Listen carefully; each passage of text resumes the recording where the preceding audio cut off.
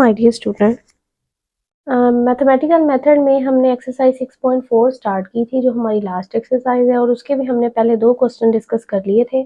आज हम जो क्वेश्चन नंबर 3 को डिस्कस करते हैं। क्वेश्चन नंबर 3 में उन्होंने आपको कहा है each of the following is a matrix of linear transformation. आपको ना मैट्रिक्स दिया हुआ है, ठीक है। पहले 2 क्वेश्चन में आपको ट्रांसफॉर्मेशन दी जाती थी और कहते थे मैट्रिक्स फाइंड करें। इसमें आपको मैट्रिक्स दिया जाएगा और कहेंगे लीनियर ट्रांसफॉर्मेशन फाइंड करके दिखाएं। तो उसका भी क्या प्रोसीजर है वो मैं आपको बता देती हूँ। एक तो उन्होंने आपको कहा है कि लीनियर एक्सप्रेस करें T in terms of coordinate. वही कोऑर्डिनेट का मतलब है कि हमने वो लीनियर ट्रांसफॉर्मेशन उनको निकाल के देनी है। और डिटरमाइन करें एम और एन। अब यहाँ एम और एन क्या होता है? एम आपने वैसे भी पढ़ा होता है, जो आप एक मैट्रिक्स होता है तो एम नंबर एफ उसका जो ऑर्डर होता है वो होता है ना एम क्रॉस एन, यानी कि एम नंबर ऑफ रोज और एन नंबर ऑफ कॉलम। ये आप लोगों ने वैसे भी पढ़ा हुआ है कि ऑर्डर जो होता है किसी भी मैट्रिक्स का वो क्या होता है M cross N, where M जो है वो नंबर ऑफ रोज होते हैं और एन जो है वो नंबर ऑफ क्या होते हैं कॉलम होते हैं।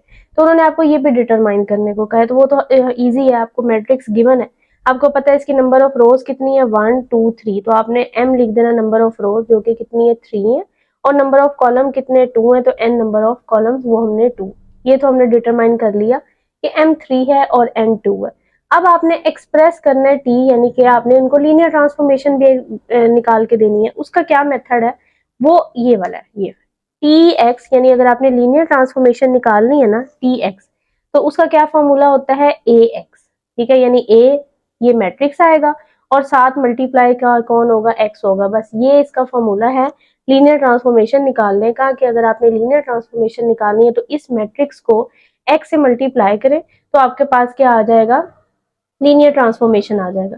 अच्छा, अब ये x हमने फिर किस तरह लेना है, यानी हमें ये इस x का कैसे पता लगेगा? a तो चलो मैट्रिक्स गिवन होगा वो आपने यहाँ पुट कर देना।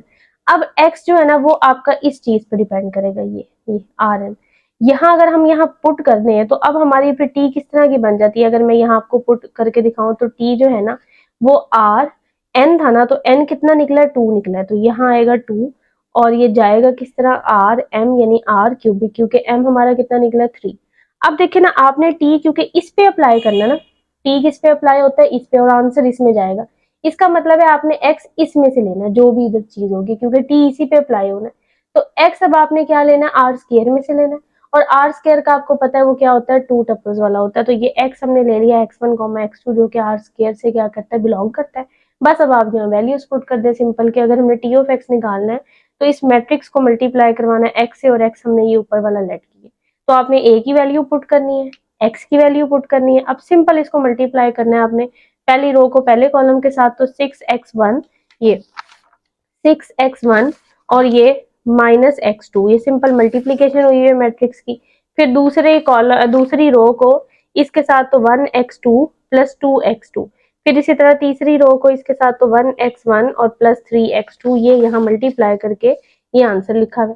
यही आपके पास आंसर आ गया। ये जो आपको ट्रांसफॉर्मेशन आ गई है टी ऑफ एक्स, आप टी ऑफ एक्स को इस तरह भी मतलब इन टर्म्स ऑफ कोऑर्डिनेट इस तरह भी करके लिख सकते हैं कि टी ऑफ एक्स, एक्स की वैल्यू क्या थी x1 x2, और वो क्या निकाला है 6x1 x2 x1 plus 2x2 x1 plus 3x2। ये आपके पास है ट्रांसफॉर्मेशन। आपने मैट्रिक्स की मदद से क्या निकाल ली है, ट्रांसफॉर्मेशन निकाल ली है।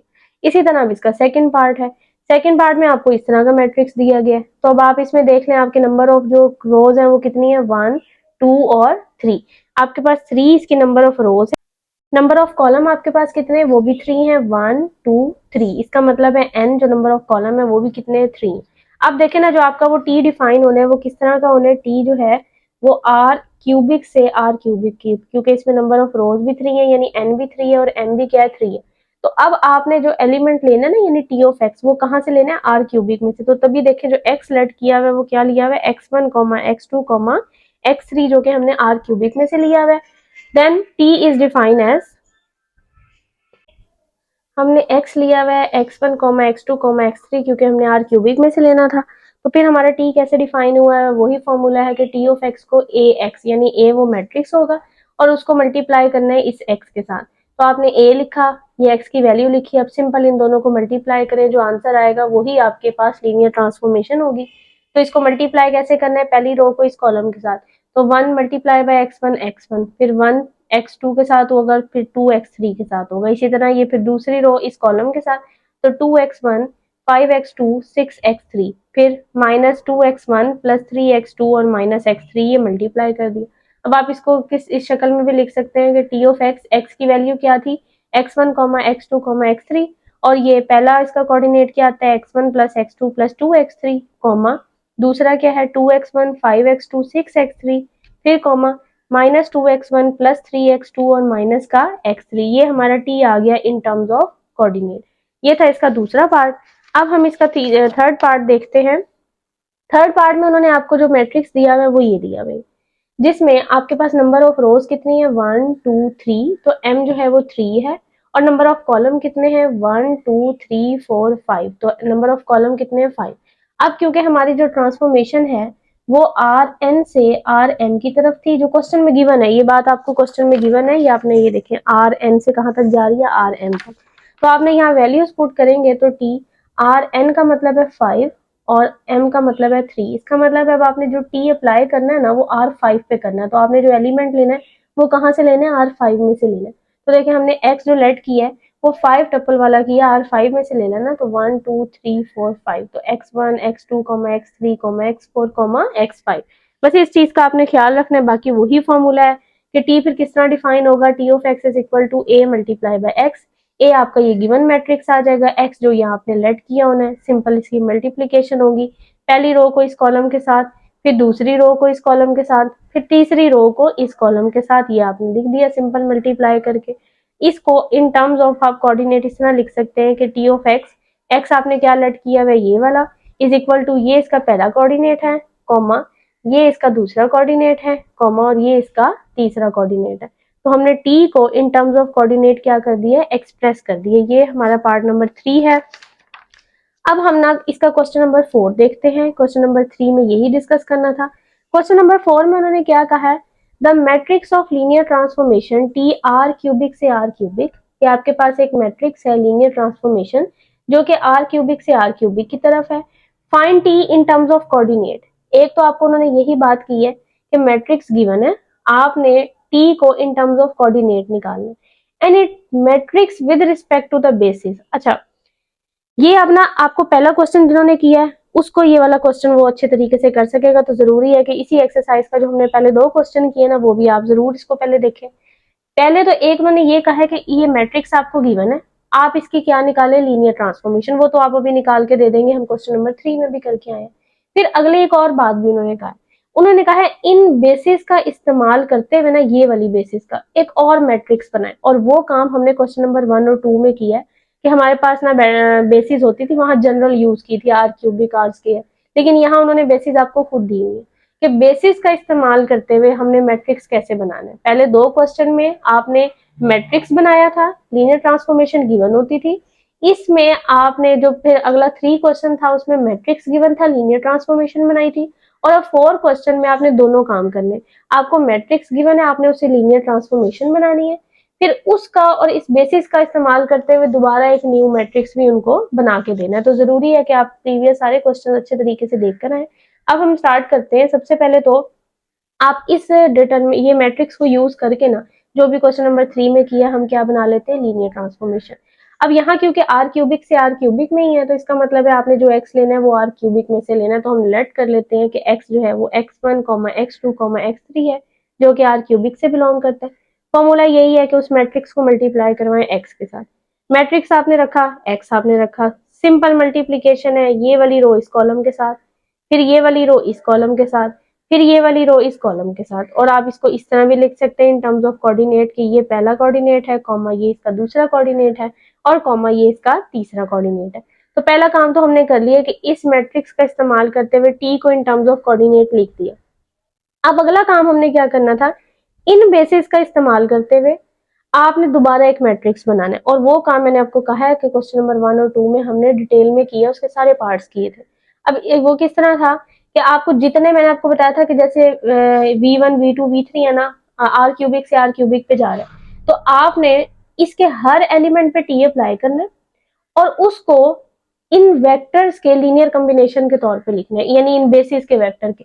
वहां जनरल बेसिस होती थी, यहाँ उन्होंने खुद दी हुई है तो हम वही इस्तेमाल करेंगे। तो आपने क्या करना है, आर क्यूबिक के हर एलिमेंट पे, यही आर क्यूबिक के एलिमेंट गिवन है ना, उन पे टी अप्लाई करना है और उनको इन्हीं तीन वेक्टर के लीनियर कॉम्बिनेशन के तौर पे लिखना है आपने। आप पहले एलिमेंट पे अप्लाई करेंगे, आपके पास पहला कॉलम आएगा, दूसरे एलिमेंट पे अप्लाई करेंगे, दूसरा कॉलम आएगा, तीसरे एलिमेंट पे अप्लाई करेंगे तो आपके पास क्या आ जाएगा, तीसरा कॉलम आ जाएगा।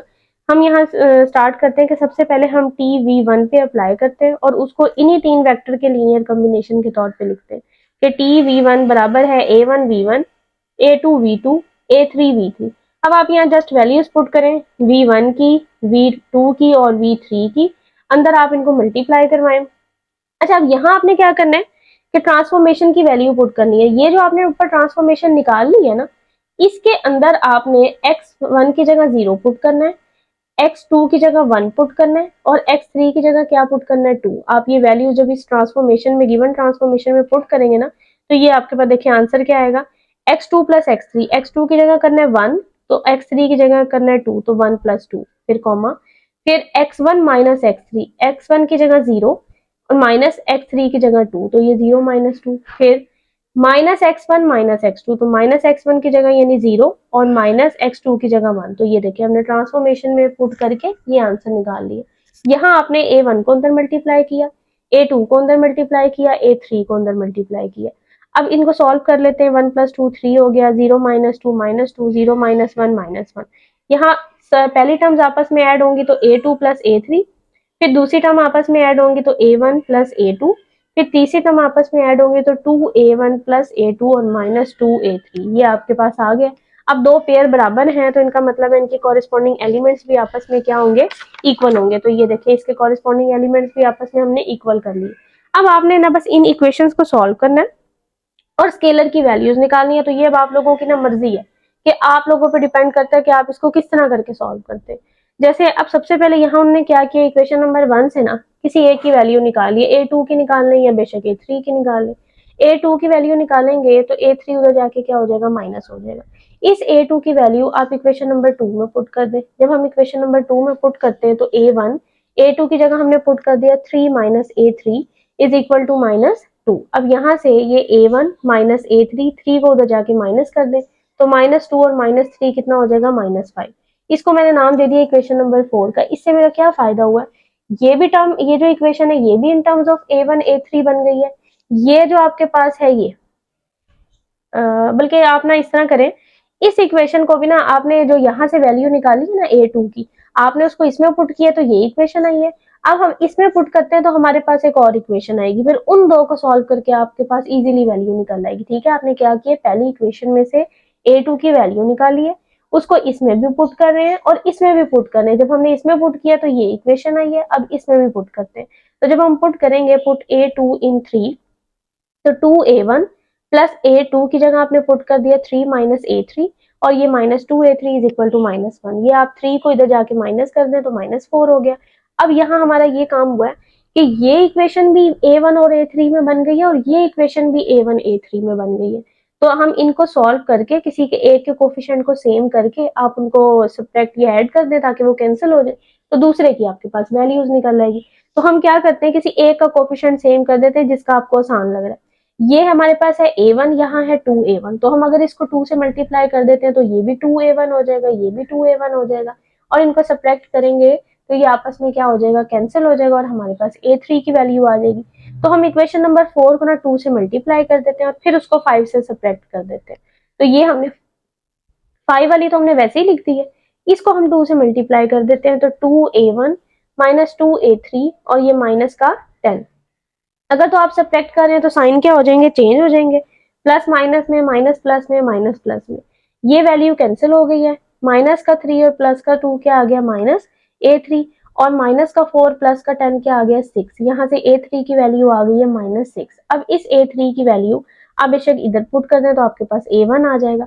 तो पुट इन 4, जब हमने इक्वेशन नंबर 4 में पुट की a1 माइनस a3 की वैल्यू पुट की minus 6 is equal to minus 5, तो a1 plus 6 is equal to minus 5। तो a1 किसके बराबर आ गया, माइनस 11 के। अब इसको आप इक्वेशन नंबर 2 में पुट कर देंगे, इक्वेशन नंबर 2 में, तो आपके पास a2 की वैल्यू भी आ जाएगी। जब हमने इक्वेशन नंबर 2 में पुट किया तो minus 11 plus a2 is equal to minus 2, तो -11 उधर जाके प्लस हो जाएगा, तो A2 कितना आ गया 9। आपके लिए आपके पास ना पहले कॉलम की वैल्यूज आ गई हैं A1, A2 और A3। अब ये हमने पहले एलिमेंट पे अप्लाई किया था, पहले वेक्टर पे।